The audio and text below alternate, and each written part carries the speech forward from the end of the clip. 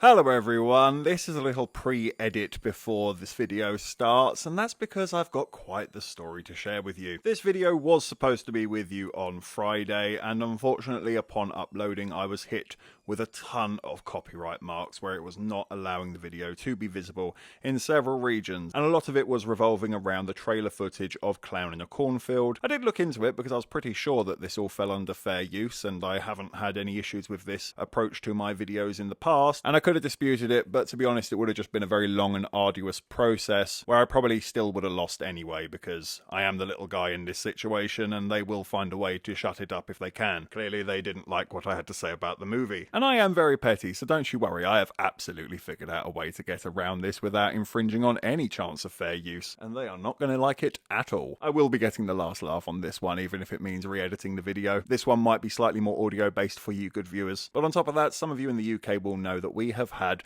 what can only be described as an absolute apocalyptic rainstorm the other night. Here is some footage of how bad it was in my local high street, so much so that several houses flooded, including ours. Don't worry, we actually got off quite lucky. It was bad, it was very bad, and it could have been a lot worse if Becky and myself weren't there to act quickly and get on top of it while we could. We were meant to be away this weekend as well, so maybe these things do just work out. We were one of the only houses on this street to maintain power the whole night, which is pretty lucky, and I have seen footage across Facebook of friends where they have serious water damage, one with even a roof collapsing, cars damaged where the current has dragged wheelie bins across the street crashing into everything. It has been absolute chaos to say the least. Thankfully we are through the worst of it, but I just wanted to share it with you in case any of you are wondering where I've been, if I've been slow to replies, if I haven't watched any of my fellow YouTubers' videos or comments I haven't replied to. That would be why. I am back on my feet and I will get to them in due course, so I just thought I'd explain. And if you're feeling sympathetic, maybe hit the like button, share, subscribe, you know, make this angry ginger just feel a little bit better after what can only be described as one hell of a weekend.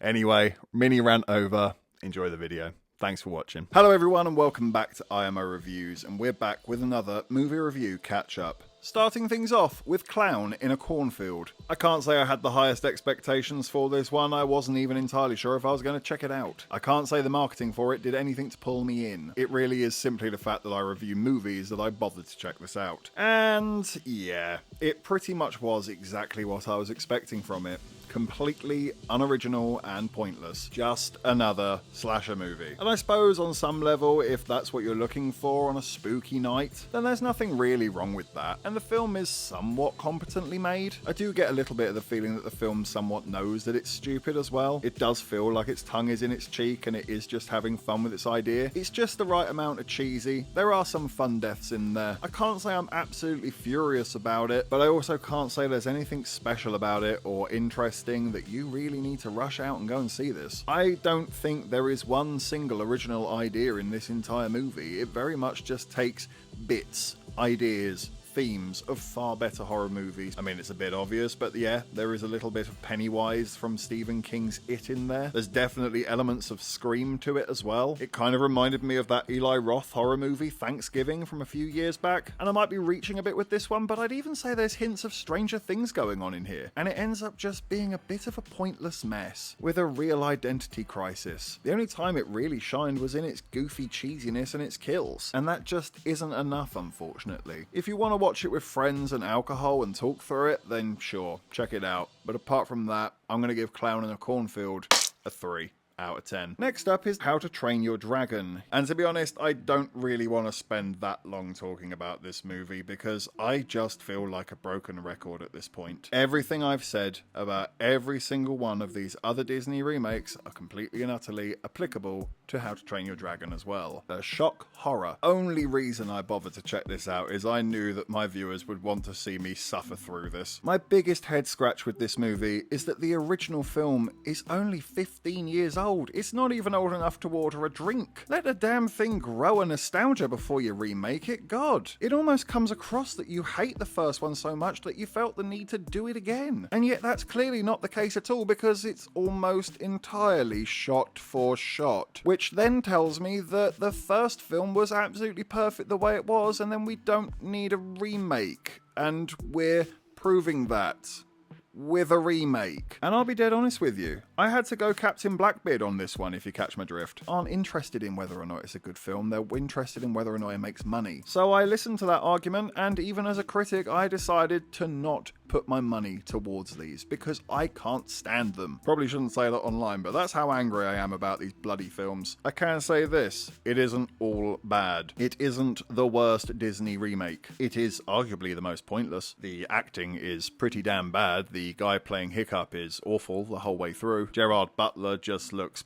bloody stupid. The outfits and the costume did not translate at all to live action here. They're still very cartoonish. It can't really go wrong because it is already perfectly copying what is considered a pretty damn good movie by many. Not by me. I think it's just fine, which is another reason why I wasn't that interested in watching this crap. I never got into a groove with it, but it also never really annoyed me enough to walk out or stop watching it. I just sort of got through it, if you will. For you wonderful viewers, so please do hit the like button and subscribe if you haven't already. I have earned it, I feel. And when I look at the rest of my rankings, to be honest with you, it is sort of in the exact same boat as Lilo and Stitch. I would maybe say that I like this one a tiny bit more, but we're really scraping the dirt here. So with that in mind, I give the new How to Train Your Dragon a 3 out of 10. Next up is the latest movie from Wes Anderson, The Phoenician Scheme. I have quite strangely gone off Wes Anderson in recent years. I used to be a real fan of his, but the deeper I went into his filmography, the more I realised that it's either just very repetitive or not really for me. With the exception of The Fantastic Mr. Fox and The Grand Budapest Hotel, those two are 10 out of 10s. There's only so much of the symmetry that I can take, and the further down the line we've come, it feels like Wes Anderson just goes ever so slightly further up his own arse with each movie. I was in the minority. I really did enjoy The French Dispatch. I thought it was original, out there, different, memorable, really crazy and zany in some of its cinematography and its acting, but could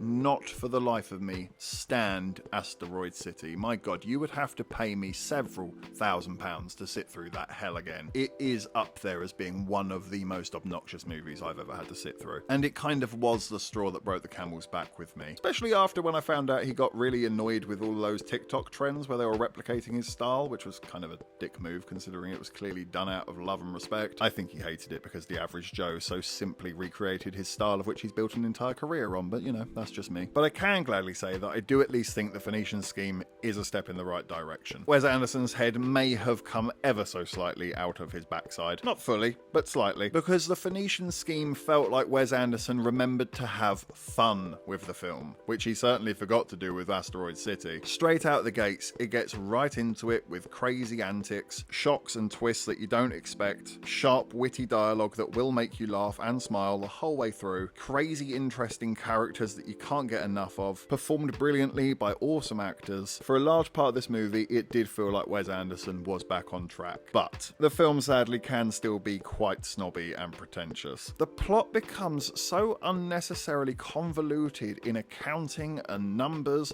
that I found it near impossible to truly follow what was actually going on. I got the overall idea and theme, but could I follow it beat for beat and all the tiny details? No, because I don't really have a grasp on accounting and inflation and percentages. I came here for a good time, not a maths lesson. And that is unfortunately where it just feels so snobbish. It feels like Wes Anderson once again is looking down upon you from high. Only the smart are worthy to enjoy this film, which is a shame because there is a really good film in here that just gets lost and bogged down in what can only be described as egotistical intelligence. Maybe I'm just dumb and couldn't follow it, but I don't think that's the case. I really wish this film had a plot that was worthy of the characters and its dialogue, because on those merits it was fantastic and I had a really good time, and that was what kept me hanging in there. And I'm going to give The Phoenician Scheme a 7 out of 10. And last but not least, we finish with Predator, Killer of Killers. This is the latest animated movie from director John Trachtenberg, who seems to be helming the Predator series of late, as he is the one who brought us Prey a few years back on Hulu, which I had some fun with. I think it's flawed, but I do think it was an interesting take to bring to the Predator franchise, and I can gladly say that the same still applies here. This was a very interesting and refreshing, engaging take on the Predator series, and actually took some ideas that I and many other Predator fans have been hoping for a very long time. Considering the Predator's lore and how he is so interested in combat specifically and challenging himself, it only feels right that you pit the Predator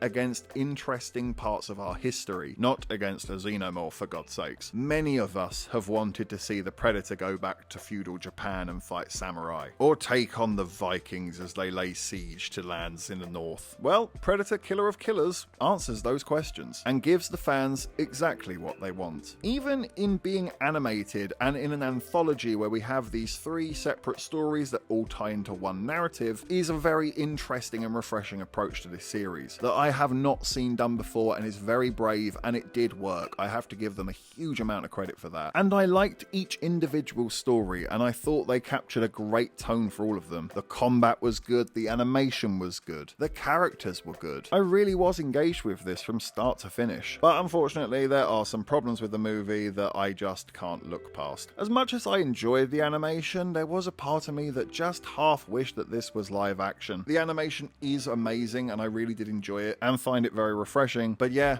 I couldn't help but think that this would just be so much more cooler and epic if these were real actors. It would feel more visceral and like I could reach out and touch it. I feel there would be a deeper connection between me and the movie. There are some really cheesy lines in here that don't sell well, some where they just don't trust the audience and are spelling it out for you, and it really did only get worse the longer it went on. I also think that the longer the film goes on, it starts to want to have its cake and eat it. There's one moment in the film towards the end where I can really pin it down and say, yeah, it lost me there and never really got me back after. And it's because the whole film had consequences prior to this point, and yet at the end, when it really matters, it decides to make a bold decision, but it chickens out in the most convenient way possible that doesn't make an awful lot of sense. I'm trying not to spoil it. I'm sure those who've seen it know exactly what I'm talking about and probably were eye-rolling at it as well. And it is annoying because I feel like you could have just seen that through and it would have been a much denser, more rewarding film because, oh my god, dangerous bad things actually can happen to important characters. My god. Instead, it's a huge layer of plot armor that then tells me that everything's going to work out absolutely fine and I don't need to care. It's a real problem and I wish it didn't happen. I wish they caught that in the editing booth and changed it. And because these three characters come from very different eras and places, there is a language barrier which they present to you immediately upon the characters meeting, of course, which very quickly just gets moved past. Suddenly they can just kind of understand each other, even though they don't speak each other's language. Again, it's trying to have its cake and eat it, and it just shouldn't. They had a device which translates the predators for them. Maybe that device should have just had an extra ability where it could translate each other. I don't know, just thought it was a bit lazy and that they just forced it home rather than actually worked it out in a sensible way. I also feel like the longer it went on, the predators became kind of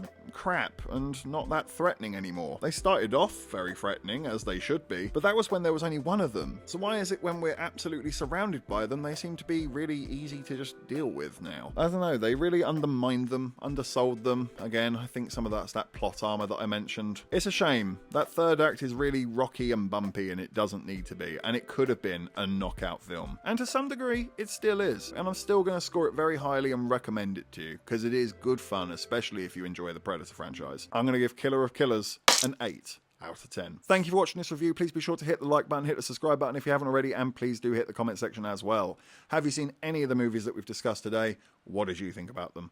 Let me know in the comment section down below. Take care. I look forward to seeing you on the next review.